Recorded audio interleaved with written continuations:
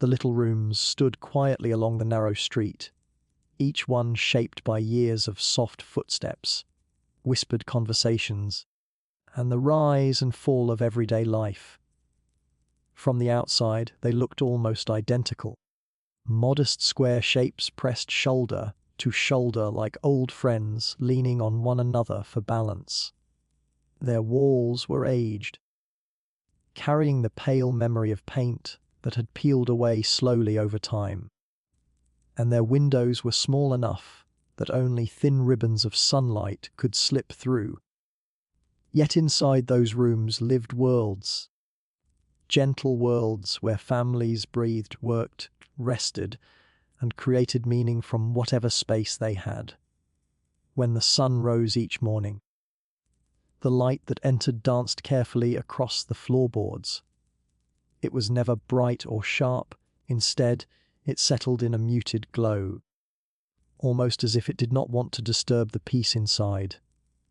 The wooden furniture, few pieces but lovingly kept, stood in their places like quiet companions. A narrow bed rested against one wall, built from rough planks that had been sanded smooth long ago by hands that cared more about comfort than appearances. A small table sat in the center of the room, its surface carrying marks of countless meals, repairs, and moments of shared laughter. And in the farthest corner, a low stool waited patiently for whoever needed a place to think or simply breathe. These homes did not hold much, yet nothing inside felt unnecessary. Each object had a purpose, and each purpose carried a story. A wooden box kept beneath the bed might hold sewing needles, a folded cloth, or a few coins saved from weeks of work.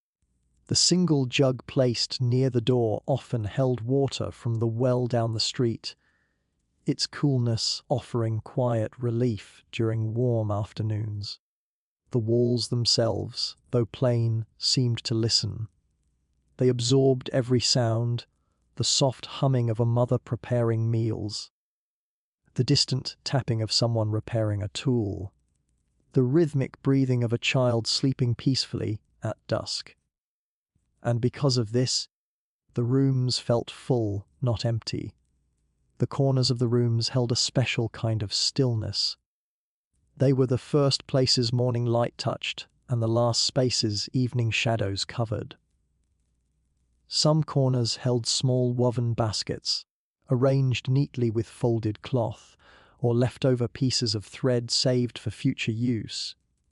Others simply remained open, offering a tiny stretch of space where someone might sit to tie their shoes or let their thoughts drift like slow, moving clouds. These corners were quiet, yes, but not lonely. They held the comforting weight of presence, as though each one remembered the hands that placed something there or the hearts that paused there for a moment of rest. During the day, footsteps moved gently across the wooden floor. The boards creaked softly, not in complaint, but in familiarity, as though greeting each person who crossed them. Children playing with a simple wooden toy might shuffle across the room, their small sounds echoing just enough to remind everyone that life was always blooming, even in small spaces. A grandmother might sit near the window, her fingers busy with mending or shelling peas, while the shifting light drew soft shadows across her calm face. The rooms breathed in the rhythm of these routines, holding them like lullabies whispered throughout the day. In the afternoons, when work outside slowed and the breeze wandered lazily through the alley, the tiny homes felt especially peaceful. Dust floated gently in the air, turning in slow circles as if it were dancing with the sunlight. Someone might open the window just a bit wider, allowing a strand of wind to slip in, and stir the room with a cool, refreshing sigh. The faint scent of earth and distant cooking fires drifted in too, settling into the corners like familiar companions returning home. Even with the limited space, families moved with a quiet understanding of one another. A child would slide aside to make room for a sibling to pass. A mother would reach for the cooking pot without needing to look, knowing exactly where it rested. The room, though small, shaped itself around these gentle movements, adapting to the flow of people who lived within it. There was no rush, no harsh noise, only the soft rhythm of daily life unfolding in peaceful harmony. At night, when the lamps were lit, a warm amber glow spread across the room, softening every shadow and warming the smooth surface of the wooden furniture. The walls, faintly illuminated, seemed to gather closer, creating a safe and cozy shelter against the coolness outside.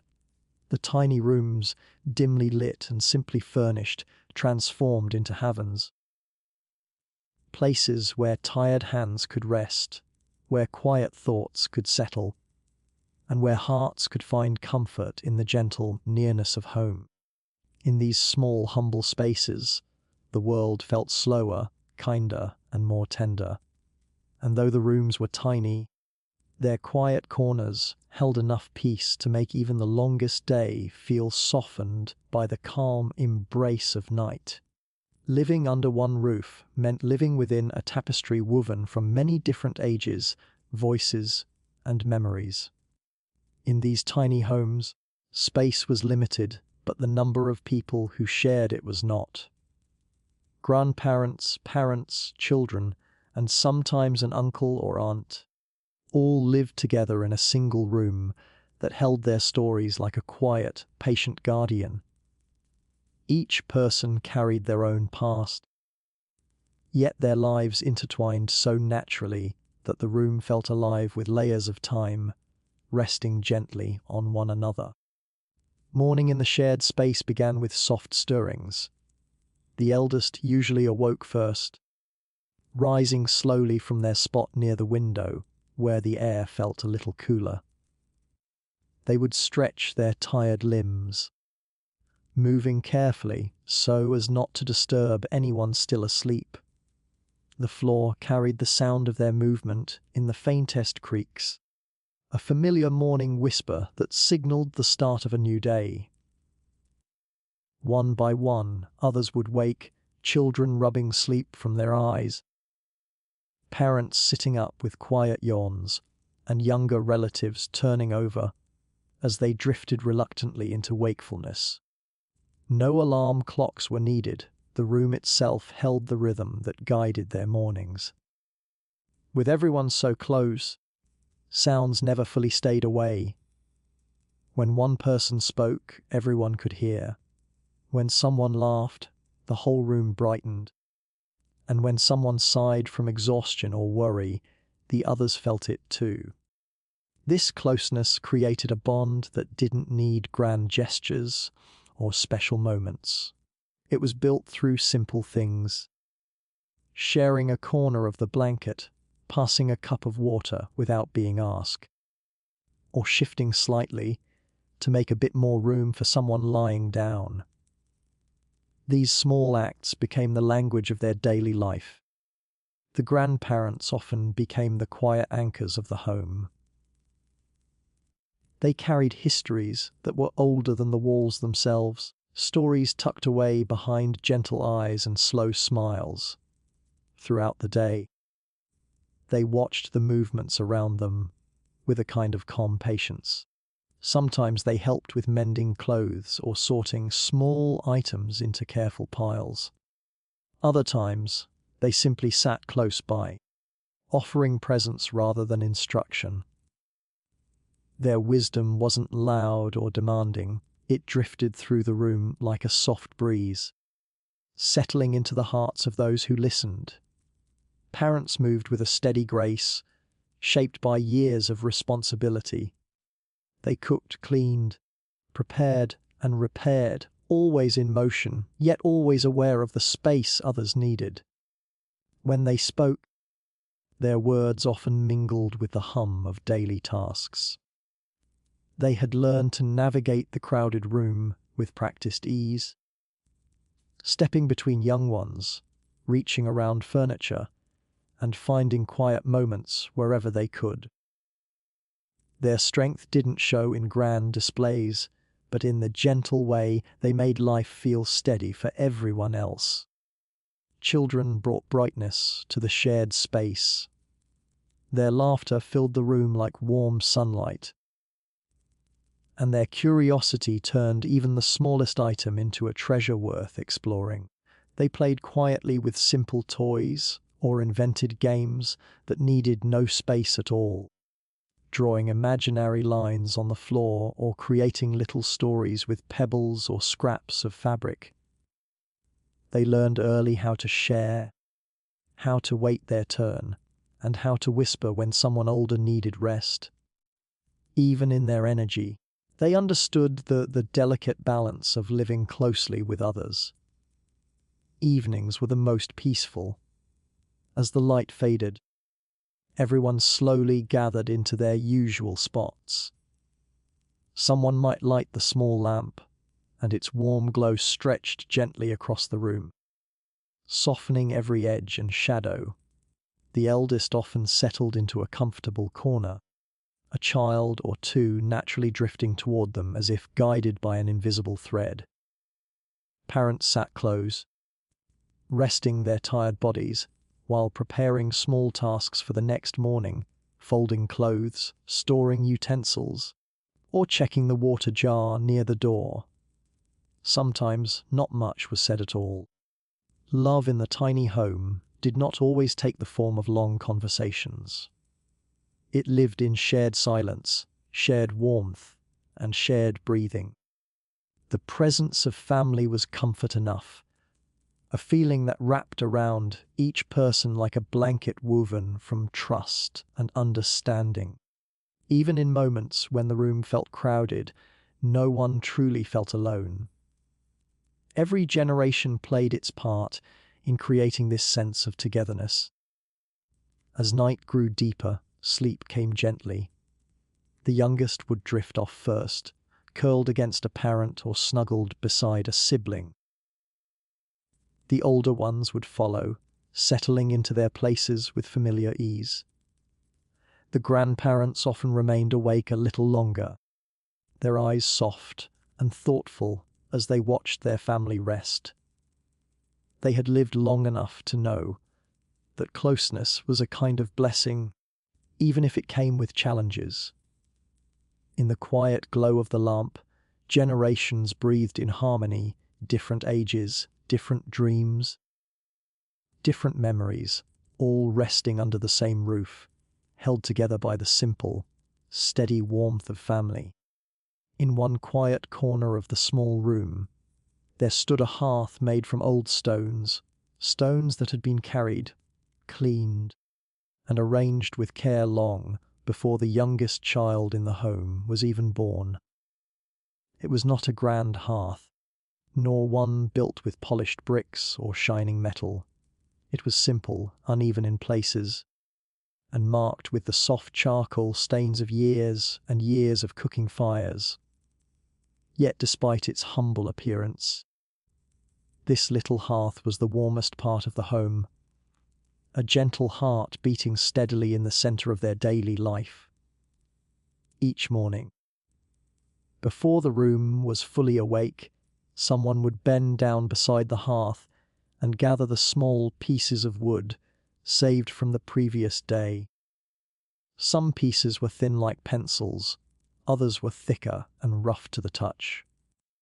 They were placed carefully, as though arranging the first steps of a familiar ritual. Then, with practiced hands, a flame was coaxed to life. It flickered weakly at first, uncertain and shy, but gradually it stretched upward, glowing brighter and warmer with every passing moment. The light it cast was soft and golden, the kind of light that made the room feel a little more alive. Throughout the day, the hearth stood ready, waiting for whenever the family needed it. It was the place where meals began, where stories gathered, and where small moments of comfort were created again and again. No matter what the family had, the hearth welcomed every ingredient with the same warm patience. A handful of lentils, a pinch of salt, a few vegetables from the market, or even just a cup of rice, everything found its way into the pot resting above the fire. The bubbling sounds were gentle and soothing, like a soft murmur that filled the room with promise. The children often watched with quiet interest as meals were prepared. They would sit close enough to feel the warmth, but far enough not to be in the way. The rising steam fascinated them, curling upward like little silver ribbons, twisting and fading into the air as though carrying secret messages. Sometimes, a grandmother would explain how each ingredient played its part, how something small could make something bigger taste better, how patience was as important as fire. These were lessons wrapped not in books, but in the slow turning of a wooden spoon and the steady glow of the flames. The hearth held memories too, small, tender ones that rested safely in the cracks between its stones. It had seen nights when the family laughed so much their voices filled every corner of the room. It had also been a companion during evenings, when silence lingered a bit longer than usual. It listened when parents whispered about their day, when children asked their endless questions, and when an elder shared old stories passed down like precious keepsakes. Every spark that flew upward seemed to carry a bit of those moments along with it. There were times when the ingredients were few, when the family had to stretch what little they had into something filling enough for everyone. On such evenings, the hearth became a place of creativity where resourcefulness blended with hope. Even a single vegetable or a small handful of grains felt meaningful when warmed by the fire. The aroma that drifted through the room might have been simple, but it was comforting, woven from the shared effort of many hands working together. Sometimes, as the fire glowed bright, the room felt warmer, not just physically but in spirit. The small flame brought people closer, encouraging them to sit together, speak softly, and share thoughts that might otherwise remain unspoken. A child might rest their head on a parent's shoulder, a grandmother might hum an old tune, and someone might gently tap a rhythm on the wooden floor. The hearth had a quiet way of making everyone feel settled, like a peaceful pause in the middle of a long day.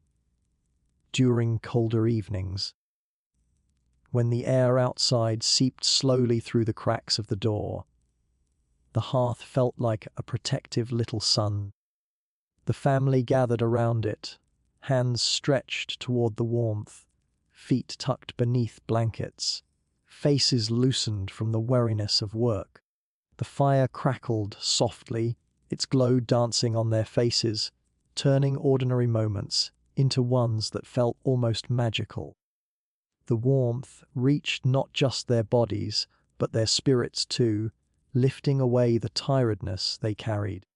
Even when the flames cooled and the glow faded into soft embers, the hearth continued to radiate a kind of quiet comfort. The stones stayed warm for a while, their heat lingering like a gentle reminder that the fire would return again the next day. The family trusted this rhythm, the lighting of the fire, the rising of the steam, the sharing of the meal, the soft glow in the evenings. It was a cycle that felt steady and reassuring, even when life around them shifted in small or unexpected ways. In its stillness, the hearth carried hope, not loud or dramatic, but steady and warm, like the faint glow that stays even when the fire has died down. It was a place where the simplest things became enough, where warmth was shared freely, and where each day found a little spark to keep going. Meals in the tiny home were never extravagant, never filled with rare spices or lavish ingredients. They were simple, humble bowls of warm food prepared with steady hands and thoughtful care. Yet, despite their simplicity, these meals carried a kind of quiet richness, the kind that could not be measured by ingredients alone. They were shaped by the love of those who cooked them, seasoned with patience, and served with the gentle hope that each bite would bring comfort at the end of a long day. Every afternoon, the preparation began with soft footsteps moving toward the small wooden shelf where ingredients were kept. There were no overflowing baskets or shining jars, only a few essentials: a tin of lentils, a cloth bag of rice, a handful of vegetables chosen carefully from the market, and sometimes a small pinch of spices saved for special moments. Each item on that shelf had its own story: where it came from, who gathered it, how long it had been saved. Because resources were limited, nothing was taken for granted. Every grain, every slice, every drop mattered. The meal often began with someone washing the ingredients in a small metal bowl. The sound of water swirling in circles was soft and steady, echoing lightly off the walls. The washing was not just a step in cooking. It was a ritual, a moment of quiet care. Hands moved slowly through the water, swishing and rinsing with a gentleness that made the simplest ingredient feel important. The children sometimes watched, leaning forward with their chins resting on their palms, fascinated by the way vegetables glimmered under the water's surface. Once everything was ready, the pot was placed carefully on the little hearth. The fire flickered beneath it, warming the metal until it hummed softly. As the ingredients were added, one handful at a time, the room filled with a warm, earthy aroma. It wasn't the kind of smell that reached the street or lingered through the neighborhood. It stayed close, curling gently through the air like a soft breath, settling into the corners of the room with comforting familiarity. As the food cooked, the pot would release tiny puffs of steam that rose slowly, drifting upward like small clouds, carrying quiet wishes. Sometimes the family members leaned close to watch the bubbles appear on the surface, popping one by one in gentle rhythms. The bubbling sound was soothing, a soft, steady reminder that something warm and nourishing was on its way. It made the whole room feel alive, filling it with a sense of calm activity, even though everything was happening in just one pot. Preparing a simple meal was never a rushed task. It was not hurried, not forced, not done with the sharp noise of busy kitchens elsewhere.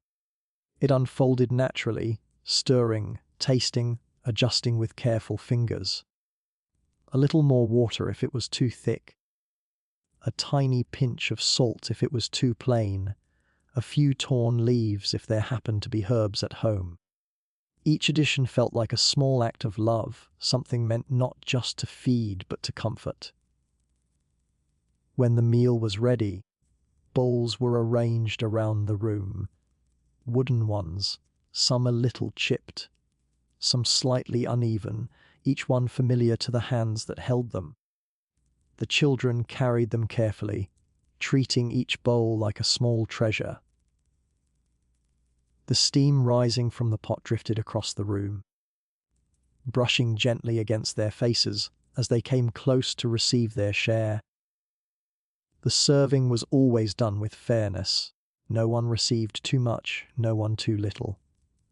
The goal was simple: everyone should feel satisfied, warmed, and cared for. As the family began to eat, the room softened into a peaceful quiet. They didn't talk loudly or rush through their food.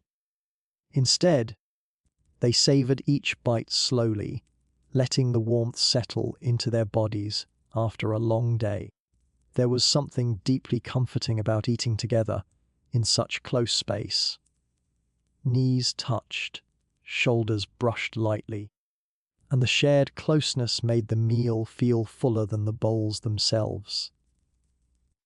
The children often smiled as they ate, not because the food was luxurious, but because it tasted familiar, like home, like routine, like safety. The elders appreciated the warmth the meal brought to their tired bones.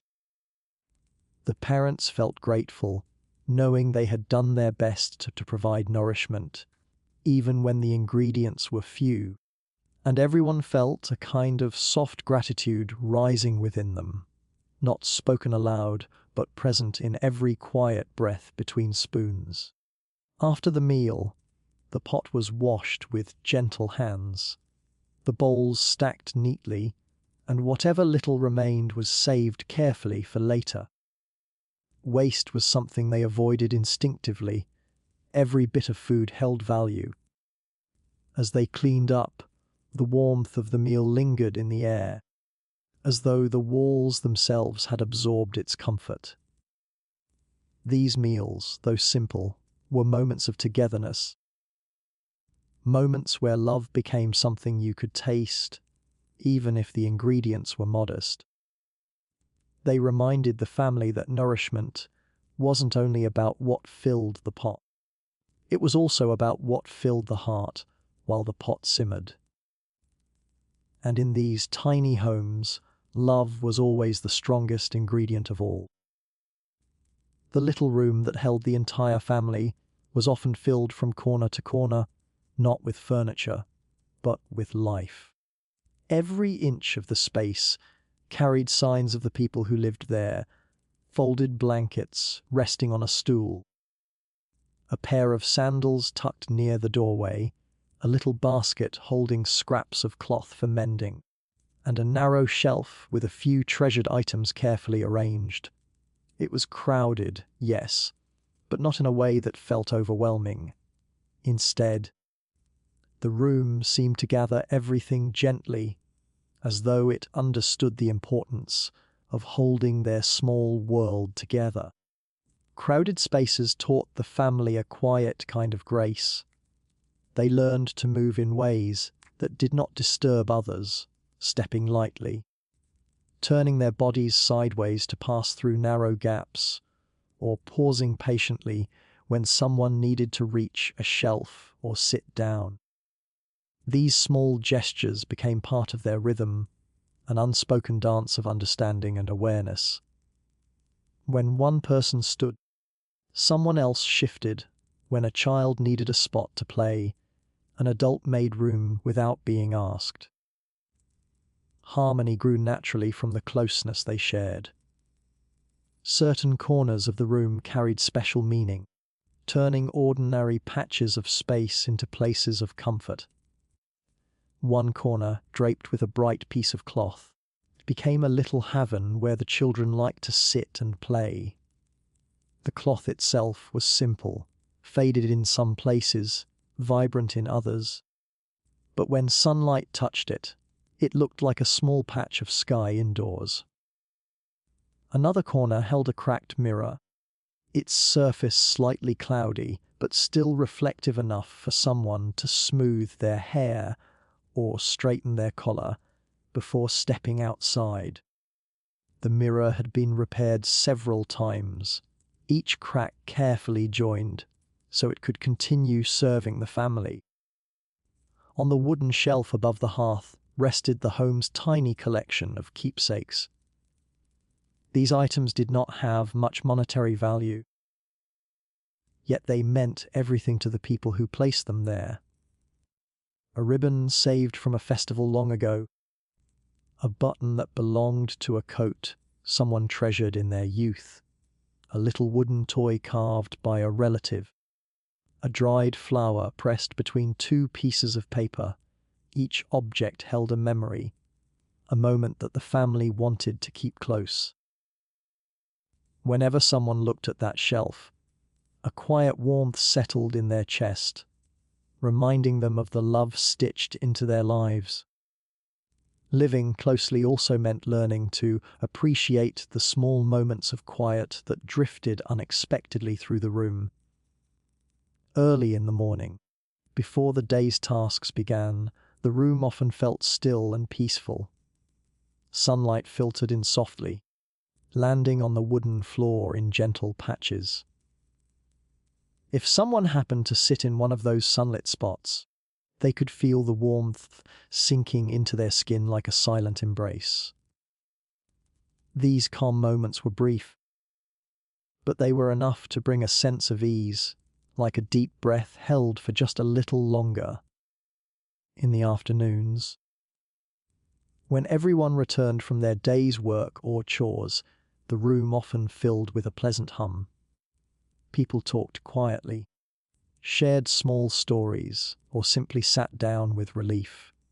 There wasn't much space for each person, yet somehow everyone found their own little nook to settle into. A grandmother might rest against a pillow propped against the wall, while a child curled up next to her, tracing invisible shapes on the floor. A parent might sit near the doorway, feeling the breeze drift in, their shoulders relaxing as they watched the room fill with familiar faces. At times, the space felt lively and full of energy. Children playing with scraps of fabric or making imaginary towns out of wooden blocks could turn even the smallest floor area into a whole world of adventure. Their laughter filled the air like bright sparkles, softening the edges of the day. Though their games were small, their joy spread widely, touching everyone in the room. Even those resting with tired eyes felt the gentle lift of those cheerful sounds. During moments when the room felt especially crowded, the family found comfort in simply being near one another. Someone might hum a tune without realizing it, the melody weaving through the room like a soft thread of calm. Another might gently tap their fingers on their knee in a slow, steady rhythm. These quiet gestures connected everyone subtly, reminding them that comfort didn't always require space, sometimes it only required closeness. When evening approached, the crowded room took on a serene glow as the lamp was lit. Shadows stretched gently across the walls, blending with the corners that had held the day's activity. Blankets were spread out, cushions arranged, and people settled into familiar spots as the room transformed into a cozy resting place.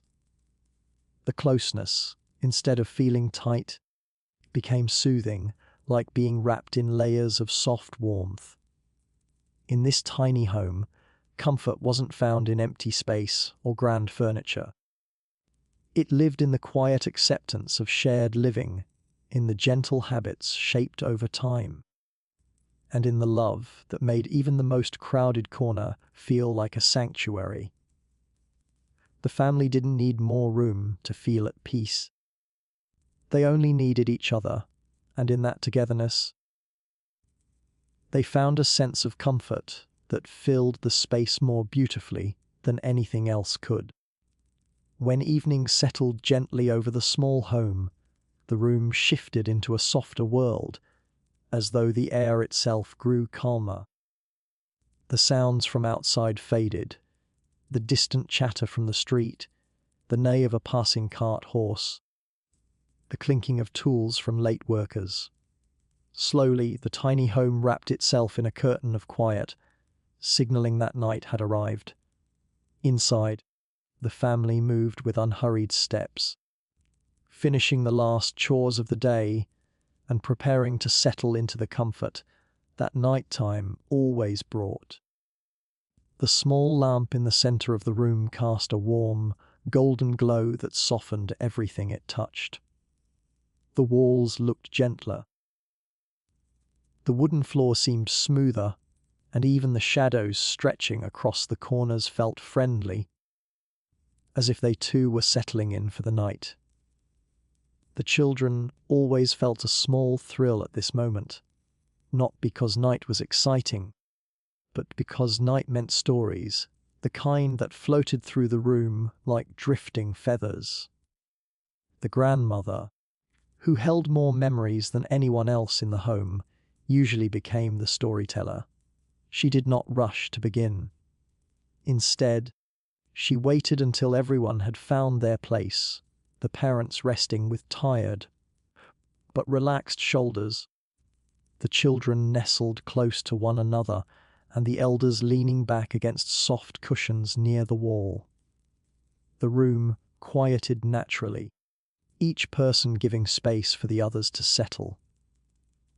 Only when everything felt peaceful did her voice rise, smooth and low, carrying the weight of countless evenings spent doing exactly the same thing. Her stories were never told loudly. They didn't need grand gestures or dramatic pauses. They emerged slowly, woven from threads of memory and imagination, forming pictures that drifted easily through the minds of those who listened. Some tales were from her own childhood, simple moments like finding a lost bird or helping her mother wash clothes by the river. Other stories came from things she had heard years ago, passed down from people who lived long before her. And sometimes she made up little stories just to make the children smile, tales of wandering fireflies with tiny crowns, or gentle giants who lived in clouds, shaping the rain with their hands.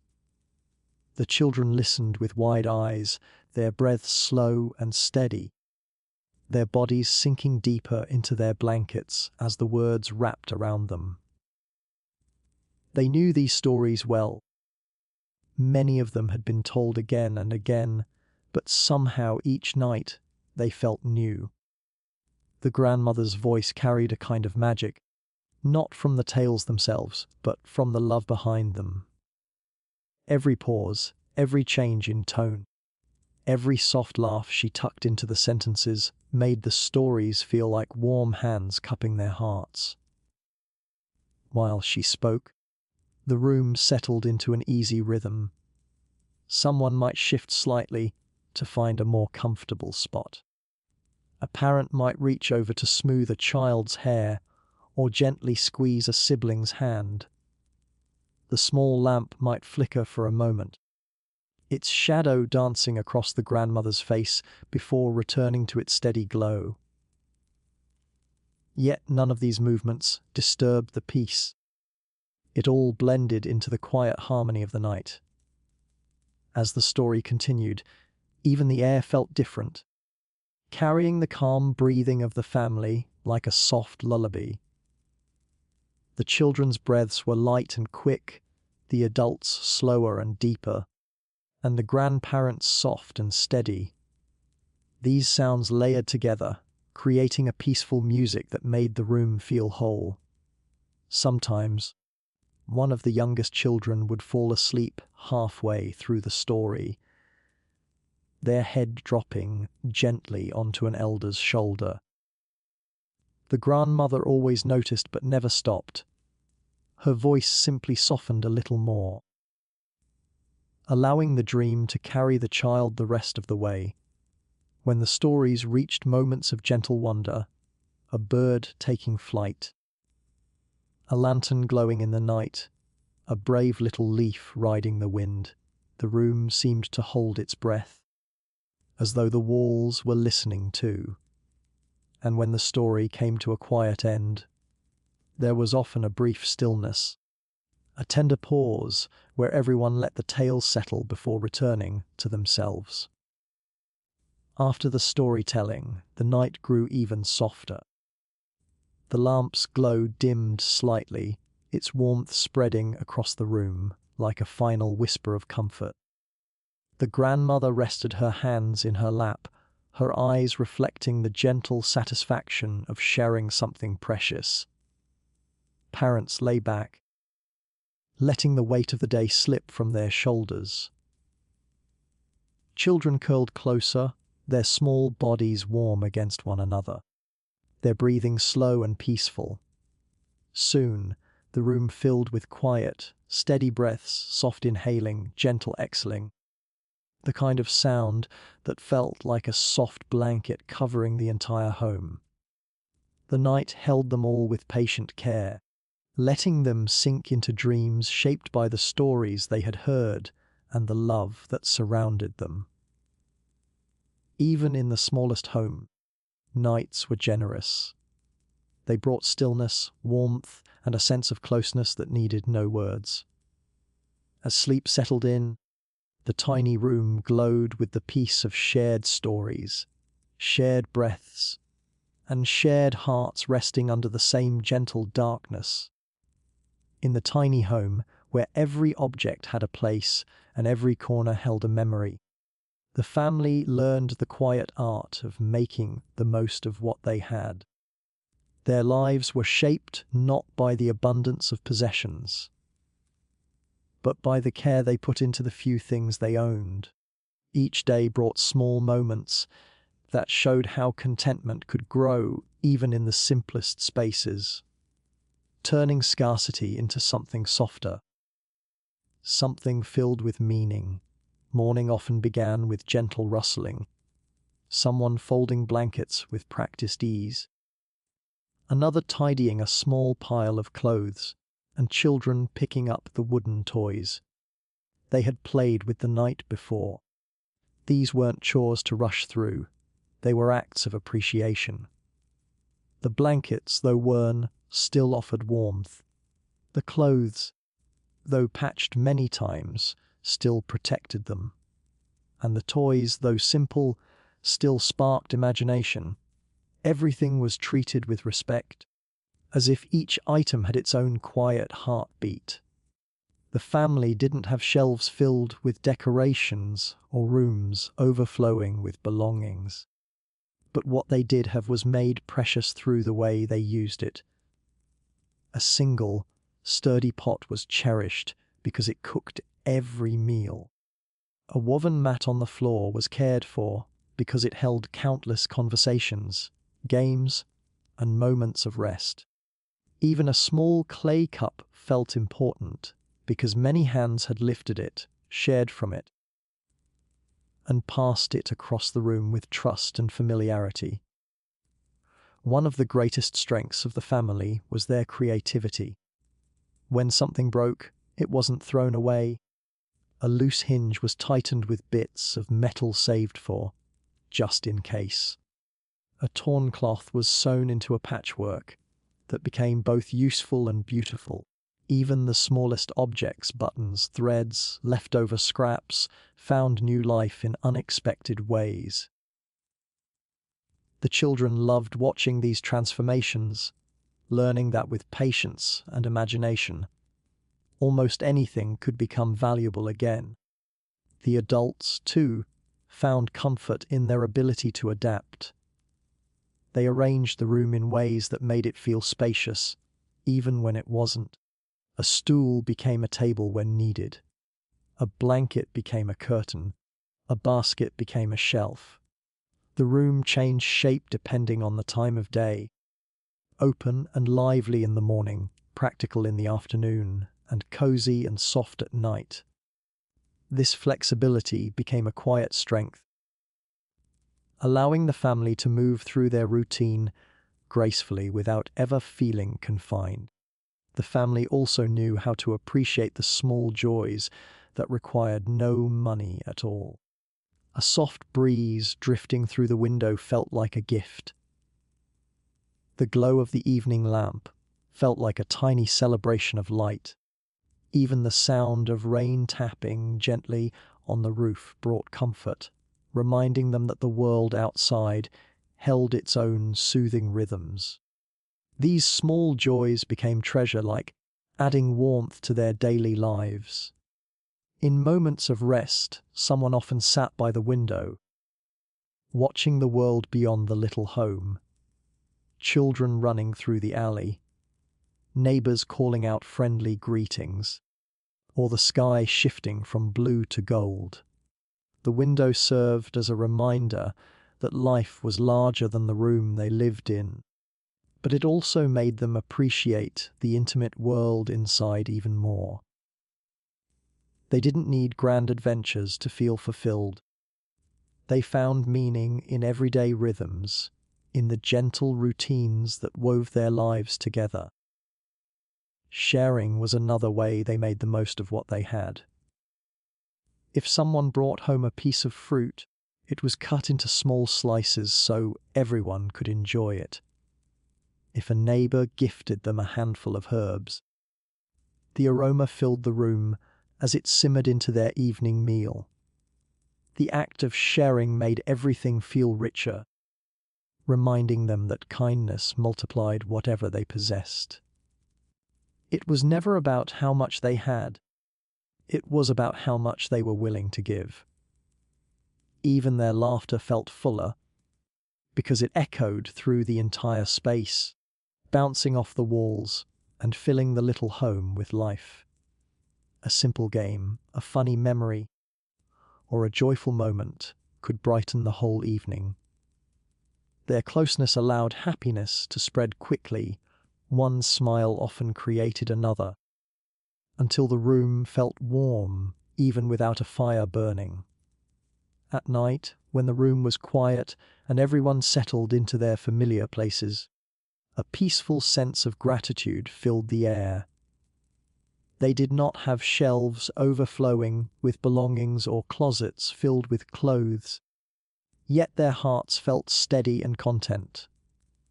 The home might have been small, but it carried their memories, their traditions, their hope. And as they drifted into sleep, they felt safe knowing that what they had was enough, not because it was plentiful, but because it was cared for, shared, and cherished deeply. Their little world, built from humble things, loving hands, and gentle routines, was proof that a life full of heart didn't need grand possessions to feel complete. It only needed gratitude, togetherness, and the quiet strength to make the most of everything they were given.